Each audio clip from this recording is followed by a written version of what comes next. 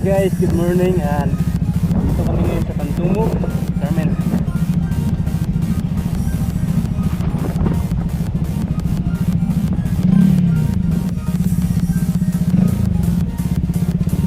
So guys, papunta kami ngayon sa Durano Eco Farm. Well, titingnan natin ngayon kung ano yung update doon sa Durano Eco Farm Spring Resort.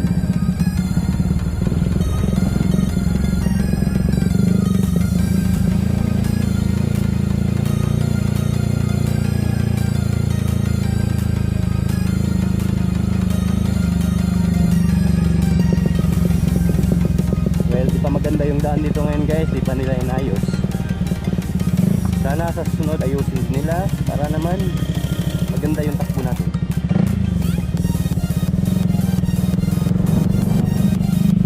So dito sa gilid guys, ikaw itong subdivision natin.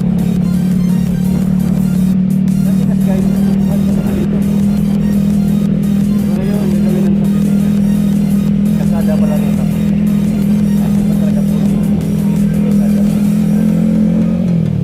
Pala dyan guys is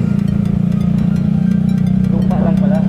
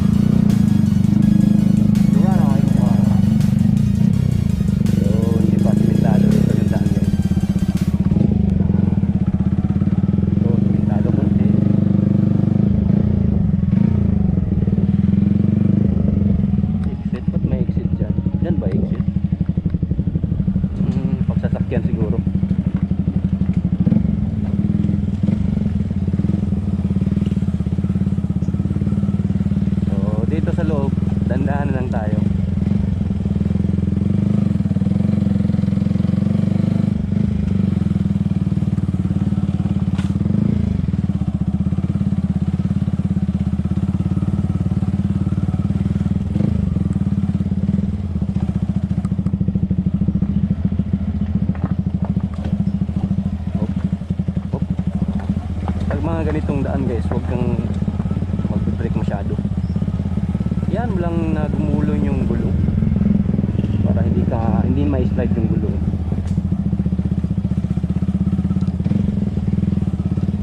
Ayan. So, tingnan natin ngayon yung Durano Eco Farm guys, kung marami bang tao ngayon doon.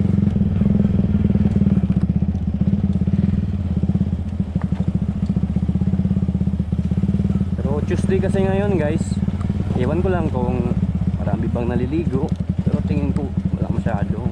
Isang kotse lang nakikita ko, saka dalawang motor. Yung isang motor na yan sa kaibigan ko yan. So tatlo palang motor dito. So dito sa entrance. So saan tayo papasok? Okay, so check muna ako sa magandang parking. Ay kasi dyan, mainit dyan. Away yung motor natin. Dito na tayo guys. Dito tayo magpa-park guys kasi hindi mainit.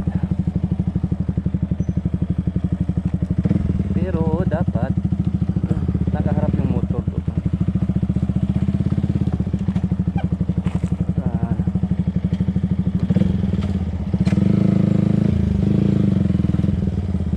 Okay. So, wala bang mababagsak dito?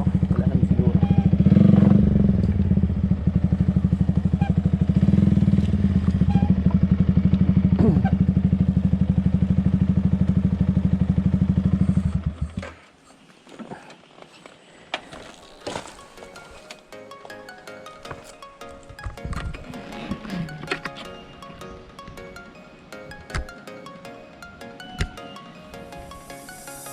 So guys, nandito na kami ngayon sa Durano Eco Farm.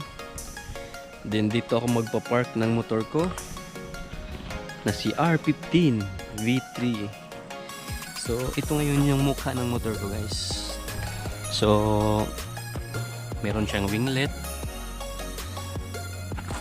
yung lever clutch in-upgrade ko na rin, galing Lazada yan guys. Pati itong mudguard sa likod. So pasensya na guys, medyo madumi pa yung motor ko, hindi pa kasi nalinisan. Okay.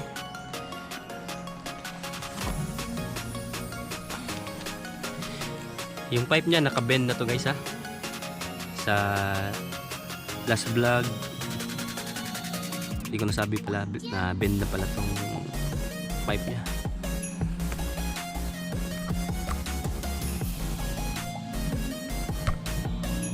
So yun lang guys. So papasok na tayo ngayon sa Durano. Kasama ko nga pala ngayon yung girlfriend ko guys. So papasok tayo sa entrance ng Durano Eco Farm. So magbabayad tayo ng entrance fee. Kasi 100 ang entrance sa adult dito. So dalawa kami, 200. So guys, papasok na tayo sa Durano Eco Farm. Ito ngayon yung entrance nila guys.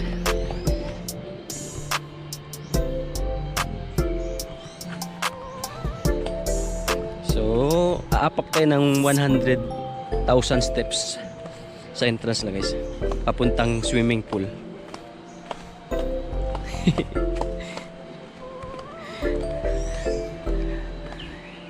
Di ko mabilang yung steps guys, kaya estimated ko na lang 100,000. Pero joke lang, hindi naman 100,000 guys. Mga siguro 100 steps lang siguro. Di ko alam. Pero medyo may kahabaan din kasi ito eh. Kaya maganda to guys, para ka ring nag-workout papunta sa swimming pool nila. At mas lalo na pagpa-uwi, mas lalo kang nag-workout kasi paangat na. So ito yung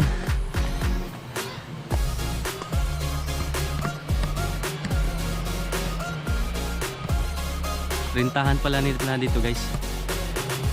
I guess nasa 1,000 yung rent dito per night. Hindi ako sure. Pero yan ang sa pagkakalam ko dati.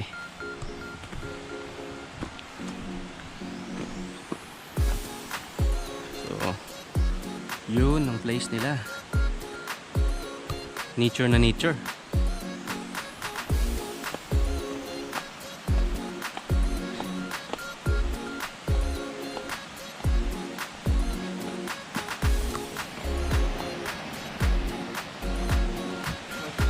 Tapos, Ikaw na? doon. Nasa resibo. Ano? So, ito yung taga-check ng receipt guys dito. Kung May table na. wala.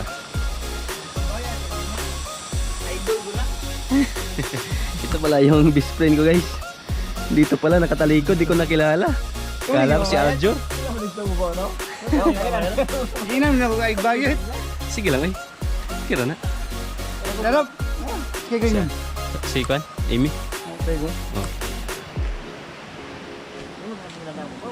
Guys, Video pa dyan daw. shout out ni Idilito. Tangatala. Siman ka ulit. May siman na. Tama lang ba? Ha? Oh, dami. Oh, pump ko. Gabi juice ako kay pang vlog ba? Ha? Bayad di ko. Okay, right? May piso wifi din pala dito guys. Mayroon. Sa maganda pag ay, tindahan pala to. Okay, so bababa tayo.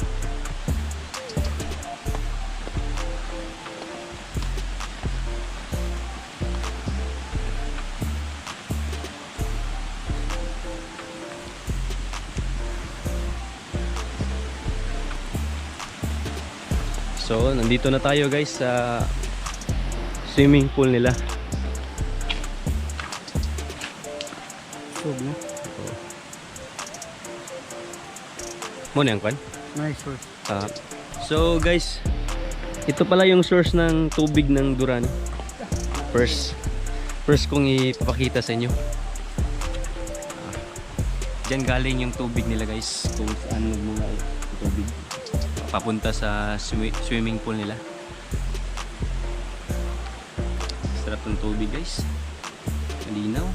Pwede yata itong inumin eh, kasi spring to eh.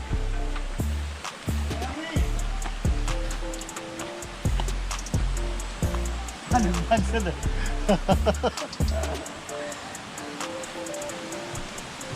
So maganda kasi araw ngayon guys, kasi walang katao-tao dito ngayon eh. Tuesday kasi Kahit isa wala. Oh, tingnan nyo naman guys yung tubig nila dito. Yung swimming pool nila. See?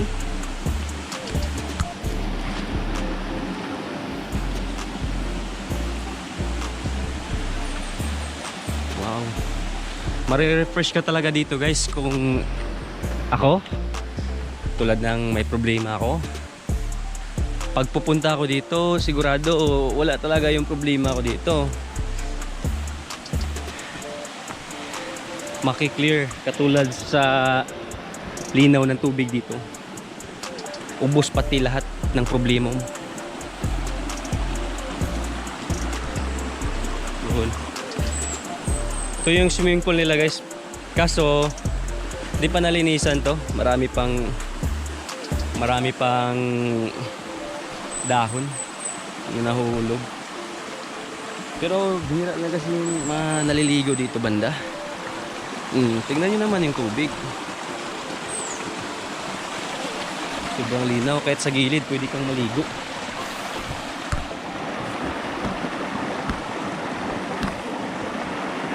Diba? Oh. Kung may isda pa, pwede mo nang hulihin kamay lang. Kasi kitang kita mo eh. So dito naman tayo sa kabilang swimming pool nila guys. So pwede kang dumaan dito, punta dyan. So dito lang tayo sa gilid, di lang tayo papasok muna sa tubig. Di pa kasi ako maliligo eh. Oh, tingnan mo naman yung tubig, guys.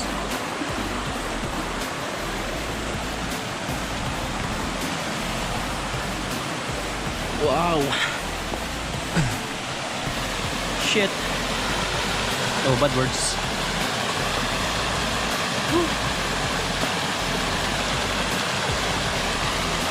Masarap to dito, guys, pag may problema ka.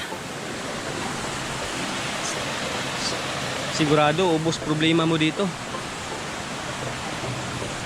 Ito naman yung swimming pool nila, guys. Daming swimming pool to dito eh. Ito din, no? Maraming tao dito, guys, pag Linggo, Sabado, Friday. Sige. So, ngayon, guys, is lilinisan daw ni Litz yung swimming pool. Kasi madaming dahon. Ito wala namang problema kahit madaming dahon to, guys. Maganda pa rin tingnan. Nature na nature. So, guys, ito yung cottage nila dito. So, ang bayad ng cottage nila dito. Magkano nga to, Litz? Yung cottage na to? Oh? Guys, 1,000 pala tong cottage na to. 1,000. Medyo ito yata yung mahal na cottage nila dito kasi nasa gitna. Ang table is 200, no? Yung table, guys, yan, table. Pag table lang kukunin mo, 300 pesos yan. Pagalim yun, yung mga ulo ko. Sige lang, sige lang. So, doon naman tayo, guys, sa... Ay, sarap tignan ng tubig. Wow, sarap inumin. Dami. Lino kasi, kaya... Oh.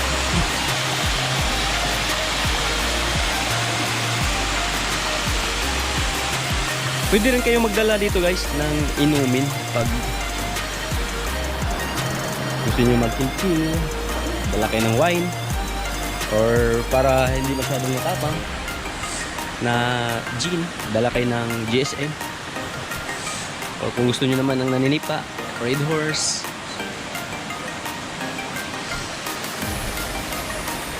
Masarap kasi pag mainit. Pag init yung katawan mo tapos maliligo ka dito. Wow. So may naliligo pala, dalawa. Sila sir at saka si ma'am. Ito yung pinakamalalim pala nila, guys.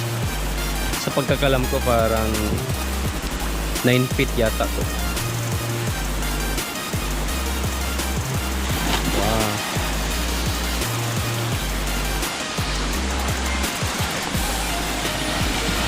Wow, parang maliit na pools. Ito dito, pwede ito pang bata. Mababa lang ito dito. Pero kung gustuin ko, doon ako maliligo. Diyan banda. Diyan ang gusto kong ibuan talaga.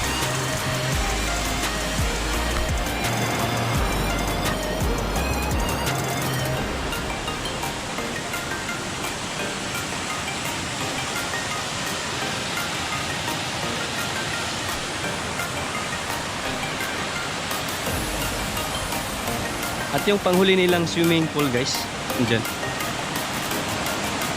Punta natin yan. So, bawal pala, guys.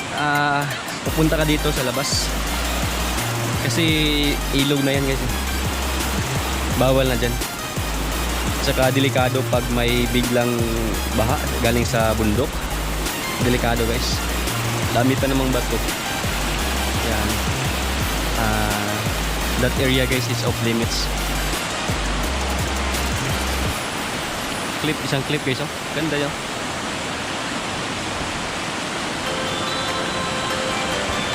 So, punta tayo doon, guys, sa panghuling swimming pool para doon ko natatapusin yung vlog ko. Ito, cottage. Tingin ko 1,000 din yata to kasi malaki. Iba-iba kasi yung presyo ng cottage nila dito, guys. Yun, oh. Nature na nature talaga, guys. Off limit na to dito, guys, ha. Bawal pumunta dito. Dito lang. Dito lang. Dito lang kayo dadaan. para sa swimming pool na to guys. So ito yung panghuling swimming pool nila guys. Gusto nyo dito? Pero ang swimming pool nito guys, bihira lang din naliligo dito banda. Kasi dulo na kasi. Kadalasan doon talaga sa gitna. So depende sa inyo guys. Gusto nyo dito.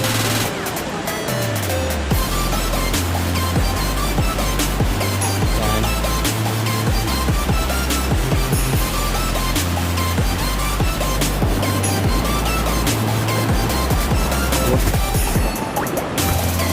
Lamig ng tubig guys. Well, yun lang guys dito sa Dorano Eco Farm. Kung gusto nyo ng mag-chill-chill, gusto nyo ang family bonding, gusto nyo ang friends bonding guys, or team building, dito sa Dorano Eco Farm guys, talagang swak na swak yung gala mo dito. Kasi sa swimming pool pa lang, magsawa ka na sa dami. So dito ko na lang tatapusin yung vlog ko guys. Siguro na ipakita ko naman sa inyo lahat ng swimming pool dito. At yung mga cottages nila.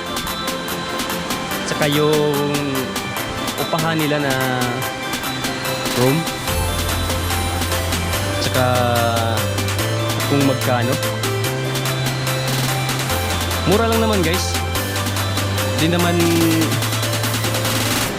Di naman mapapalitan ng pera yung memories nyo dito guys.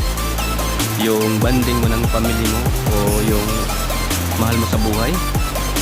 Girlfriend, best friend, BFF, kabit. Ay, huwag na lang kabit guys kasi depende naman sa inyo guys. Buhay nyo naman yan. Pero mas maganda talaga guys na pamilya nyo ang dadalhin nyo dito. Kasi moment nyo yan eh. Making memories with each other. And buhay natin guys, di naman natin malalaman. So guys, enjoy your life and come here in Dorano Eco Farm. Thank you. Bye bye.